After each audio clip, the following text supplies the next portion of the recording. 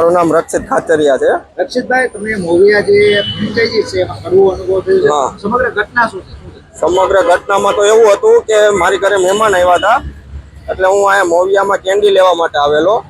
Candy ઘરે લઈ ગયો, અમે બધા ખાતા હતા આઈસ્ક્રીમ. ત્યારે સફેદ સફેદ દેખાણું, એટલે મેં નિરીક્ષણ કર્યું ત્યારે ખબર પડી કે આમાં તો સફેદ કલરની ઈર છે. એટલે હું મોવિયા શોપે આવ્યો, એને ઈર બતાવી, તેને પણ કબૂલ કર્યું. તેને એના સાહેબના નંબર દીધા, એની જોડે વાત કરી.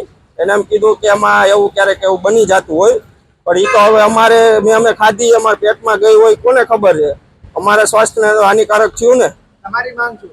અમારી માંગ એ છે કે આવી જે વસ્તુ બનાવે છે એ લોકોને સાવધાની રાખવી જોઈએ, એને બધું નિરીક્ષણ કરવું જોઈએ અને બધું જોઈને પછી બનાવવું જોઈએ. મનદીપ અદવાણી. મનદીપભાઈ, તમે એક આ મોવિયા બ્રાન્ડની એક ફ્રેન્ચાઇઝી રાખેલી છે, અત્યારે ગ્રાહકોને સાથે કડવો અનુભવ થયો છે, ક્યાંક ક્યાંક કુલ્ફીમાં ઈયળો નીકળી છે, શું કહેશો? એ તો નેચરલી આઈટમના હિસાબે મેં તમને કીધું ને કે ભાઈ કંપનીમાંથી મશીનમાંથી નજરમાંથી પાસ થયા વગર નાની કોઈ વસ્તુ આવે તો એના ઉપર તો કોઈનો કંટ્રોલ ન હોય. એ તો ફૂડ વિભાગને ખબર જ હોય કે ભાઈ નેચરલી પલ્પ જે ગ્રાહકને ખાવો છે.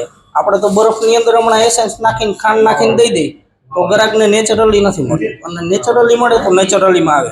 લીગલી બજારમાંથી રાવણા લેવો તો એમાં ઈયળ આવશે, ઘરે ખાવ તો સીતાફળ ખાવ તો એમાં નીકળશે. તો કંપનીમાંથી આટલી ક્વોન્ટિટીમાં હોય તો કદાચ 5000 કે 10000 નંગમાંથી કોઈ એક નંગમાં પાસ થઈ જાય. એટલે આ વસ્તુ એમ.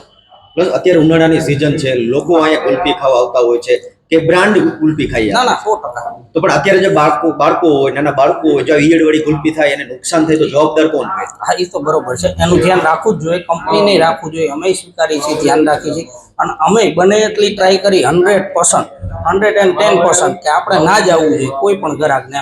પણ છતાંય હું તમને કહું ને કે આ નોર્મલી માઇક્રો કોઈ હોય કે કોઈ મોટું પાસ થઈ ગયું બરોબર, પણ નાની એવી નોર્મલી વસ્તુ ને ફ્રૂટની અંદર તો જે તે ફ્રૂટ છે વસ્તુ ફ્રૂટની અંદર પલ્પની અંદર આવી જાય, છતાંય અમે જેની પાસેથી પલ્પ લઈએ છીએ અમે એને આપણે રિક્વેસ્ટ કરશું, કંપનીને રિક્વેસ્ટ કરી છે બધી જ, અને કંપનીનું આમાં ધ્યાન છે 100% એમ. કંપની દ્વારા શું કહેવામાં આવ્યું? એટલે કંપની દ્વારા તો એ ભાઈએ વાત કરી છે, હવે એને શું કીધું જવાબ મારી વાત નથી અત્યારે ગ્રાહકમાં, તો હું છતાંય વાત કરીશ. અને 100% આપણે રિસ્પોન્સ આપ્યો જ તો નથી આપ્યું એવું નથી, આપણે ગ્રાહકને 100%. અન્યથા બીજા લોકોને હવે નીકળશે તો જવાબદાર કોણ રહેશે? એ તો એ જ વસ્તુ છે કે નેચરલી વસ્તુ છે, આજે મશીનમાંથી કે ગમે એમાંથી પાસ થતી હોય. હું તો એવું કહું છું ગ્રાહકને આપણે એમ કે તમે માથે ઉપર ઊભા રહ્યો કંપનીની અંદર, જો તમને મળતું હોય, તમે એટલું ધ્યાન પડતું હોય, અમે એટલું જ ધ્યાન રાખતા હોય. અમારે 100% ધંધો વધારવો છે, ઘટાડવો તો નથી જ. આપણે ધંધો વધારવો જ છે, અને ગ્રાહકો આપણી પાસે આવવા જ જોઈએ ને આપણે ગ્રાહકોને નેચરલી જ ખવડાવવું છે. એના માટે અમે ચોક્કસથી ધ્યાન રાખશું 100% એમ.